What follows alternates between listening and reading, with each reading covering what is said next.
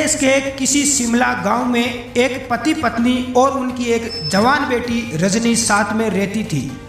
एक बार की बात है, रजनी के पिता की सड़क दुर्घटना में मृत्यु हो जाती है। अब घर पर रजनी और उसकी माता माया दोनों अकेली रहने लगी। कुछ समय से माया के पड़ोसी विक्रम की नज़र माया पर थी, क्योंकि माया पति की मृत्यु के बाद भी जवान व खूबसूरत महिला थी। एक बार रजनी की माता माया बाजार जा रही थी, तभी पड़ोसी विक्रम उसका पीछा करता है। तभी माया समझ चुकी थी कि विक्रम उसके करीब आना चाहता है। तभी विक्रम माया के पास आता है और उसे हालचाल पूछता है, कैसी हो माया? पति के गुजर जाने के बाद तुम्हारी जिंदगी कैसी चल रही है? माया कहती है, विक्रम मैं ठीक हूँ, लेकिन जिंदगी कुछ ज़्यादा खास अच्छी नहीं चल रही है। माया पति की मृत्यु के बाद अब अकेली हो चुकी थी। अब उसे भी किसी गैर मर्द की आवश्यकता थी, क्योंकि वो अभी भी जवान थी। माया बिना सोचे समझे ही विक्रम को अपने मोबाइल नंबर देती है। धीरे धीरे दोनों की बातचीत बढ़ने लगती है। रात को देरी तक दोनों की बातें चलने लगती है। जिस हवस का शिकार विक्रम था, उसी हवस की शिकार माया भी हो चुकी थी।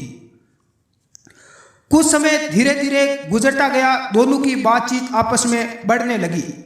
विधवा माया बिना पति के तड़प तड़प के रात गुजारा करती थी। उसे विक्रम की याद धीरे धीरे सताने लगी।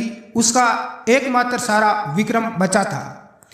एक बार माया व विक्रम की मुलाकात पुनः किसी बाजार में होती है।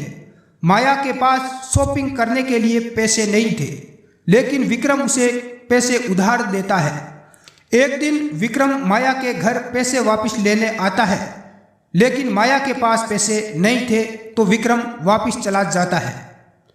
एक दिन की बात है, माया विक्रम को दोपहर में कॉल करती है कि विक्रम तुम्हें पैसे चाहिए तो तुम घर आ जाओ, अभी रजनी घर पर नहीं है, वो कॉलेज गई हुई है। तभी विक्रम इसी का इंतजार कर रहा था। तुरंत विक्रम दौड़ता हुआ बाइक लेकर माया के घर पहुंचता है। उसने देखा कि माया अकेली बाथरूम में स्नान कर रही थी। विक्रम बिना कुछ सोचे समझे ही बाथरूम में चला जाता है और माया को पीछे से पकड़ लेता है।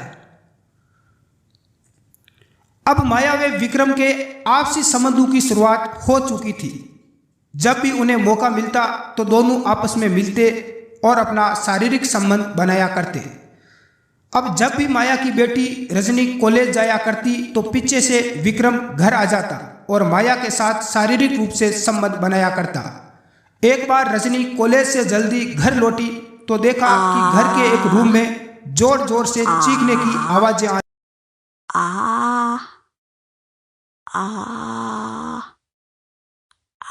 उसने अपनी माँ को ये सब करने से मना किया, लेकिन माँ ने उसको मना कर दिया कि हम जो भी कर रहे हैं वो सही कर रहे हैं। तभी विक्रम भी रजनी को देखता है। रजनी भी जवान हो चुकी थी। अब विक्रम माया के साथ उसकी बेटी रजनी के साथ भी संबंध बनाना चाहता है, लेकिन रजनी ऐसा करने से मना कर देती है और अपनी माँ को भी डांटने लगती है। एक दिन रजनी की माँ विक्रम और उसके सभी दोस्तों को अब पार्टी में अपने घर पर बुलाती है। अब विक्रम और उसके सभी दोस्त माया के घर पर आते हैं। घर पर माया और रजनी दोनों ही थी।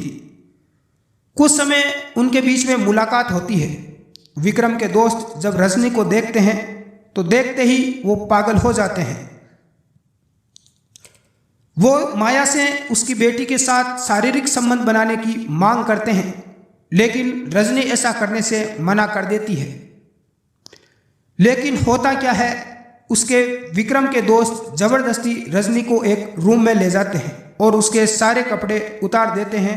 अब रूम की सारी लाइटें बंद हो चुकी थी। बाहर गली में सुनाई देती है। रजनी जोर जोर से चिल्लाती है, लेकिन वो दरिंदे उसे छोड़ते नहीं है। बाद में तंग आकर रजनी पुलिस थाने चली जाती है। हालांकि इनके संबंधों की शुरुआत हो चुकी थी, जिसमें रजनी की माता माया भी उन दरिंदों के साथ में थी। हालांकि ये केस अभी भी कोर्ट में चल रहा है। दोषियों के खिलाफ सख्त कार्रवाई की जा रही है।